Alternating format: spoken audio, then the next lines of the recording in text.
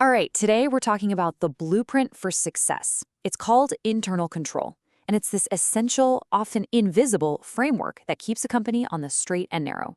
Seriously, it's the hidden system that separates steady growth from a sudden, catastrophic collapse. I mean, think about it for a second. Every single company out there wants to win. They've got big goals, big ambitions. But what's the safety net? What's the one thing that stops a single bad decision or one bad apple from bringing the whole house of cards down? That question, that's exactly what we're digging into today. To get to the answer, we first have to understand this fundamental tug of war that's happening inside every organization. It's a constant balancing act between your goals, the risks you face, and the controls you put in place. So on one side, you've got your objectives, hitting those sales targets, launching that game-changing new product. But on the other side, you've got risks, all the stuff that could go sideways and stop you cold. The real challenge, the one that keeps CEOs up at night, is how do you chase those big dreams without getting totally derailed by the threats along the way? And that right there brings us to the answer: internal control. Now, the official definition from COSO, they're kind of the ones who wrote the book on this, is so important. Let's just pick it apart for a second. It's a process, right? Not a one-and-done thing. It's affected by people. That means everyone is on the hook. And it gives reasonable assurance, which is a fancy way of saying it's not a magic, ironclad guarantee. This is the system designed to manage that crazy balancing act. So how do we actually build a system like this? Well, lucky for us, we have a map, and we're about to decode the industry-standard blueprint for it all, the COSO cube. Think of the COSO cube as this awesome three-dimensional model. It shows you exactly how all the different pieces of internal control snap together. It connects why you need control, those are your objectives, with what you need to do, those are the components, and where all this stuff applies across the company. It's pretty genius. So let's start with the top face of the cube, the objectives. This is the why. What is the company trying to get done with its control system? Well, first, operations. Basically running the business well and not wasting time or money. Second, reporting. Making sure that things like financial statements are actually accurate and trustworthy. And third, compliance. Following the rules and not breaking any laws. Now, you'll hear about COSO all the time. It's the global heavyweight. But you might also hear about others, like the CoCo framework out of Canada. And it's good to know they exist, but honestly, here's the bottom line. They're all built on the exact same core ideas. So if you get COSO, you pretty much speak the universal language of internal control. Okay, let's turn the cube to the front face.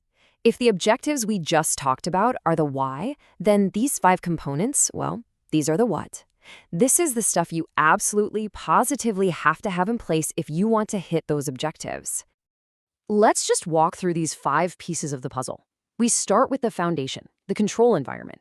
Then we're going to hunt for threats with risk assessment, take action with control activities, make sure everyone's in the loop with information and communication, and finally, double-check our work with monitoring. Altogether, these 5 things are the engine that makes the whole system run. All right, first up, the control environment. You can think of this as the bedrock, the absolute foundation for everything else. It's all about the company's culture.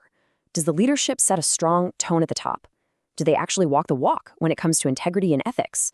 This isn't just about a rule book. It's about the values that guide how people behave every single day. Next up, risk assessment.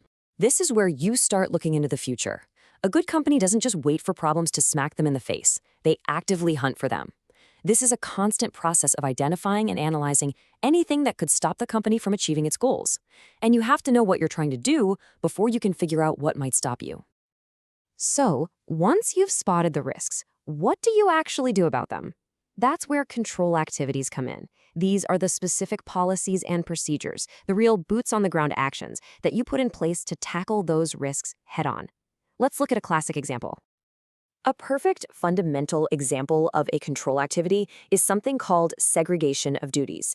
The idea here is simple but incredibly powerful. Never, ever let one person have total control over a critical process from start to finish. By splitting up the key tasks, you make it way, way harder for one person to make a mistake or to commit fraud and get away with it. So what does that look like in the real world? It means the person who has the authority to approve a big payment shouldn't be the same person who actually holds the checkbook and makes the payment. It's a simple check and balance, but it prevents a whole world of problems, from honest mistakes to outright theft. Now, you could have the best controls on the planet, but if nobody knows about them, they're completely useless, right? That's why information and communication is so critical. You have to make sure the right info gets to the right people at the right time, and that communication has to flow everywhere, up to the bosses, down to the front lines, and across all the different teams, so everybody has what they need to do their part. And finally, you can't just set it and forget it. That brings us to our fifth component, monitoring. This is all about checking up on the system to make sure it's still working the way it's supposed to. Sometimes this is just part of the daily routine, and sometimes it's a separate checkup, like when the internal auditors come in for a closer look. So, we've gone through the what of internal control, but this begs a really big question. Whose job is all this anyway? And the answer is pretty simple. It's everyone's. Internal control is, without a doubt, a team sport. Let's just break down the roster. The CEO and the senior managers, they have the main day-to-day responsibility. They set that tone at the top. The board of directors is there to provide that crucial oversight to make sure management is on the ball. Then you have internal auditors who come in as an independent party to check if the system is actually working. And maybe most importantly, every single employee is responsible for control in their own corner of the world. We are getting close to finishing our blueprint, but there is one last, absolutely critical concept we need to lock in. And that's the idea that this system is designed to be reasonable, not perfect. This is so important to get. No matter how brilliant your system of internal control is, it cannot give you an absolute 100% guarantee that you'll succeed. What it gives you is reasonable assurance. And why is that? Well, because you can't control everything. People make mistakes, they use bad judgment, and sometimes stuff just happens that's completely out of your control. And hey, don't just take my word for it. This quote from COSO themselves just nails it. Internal control is a super powerful tool for managing risk, but it can't make risk disappear entirely. The best way to think about it is like a shield, not an impenetrable force field.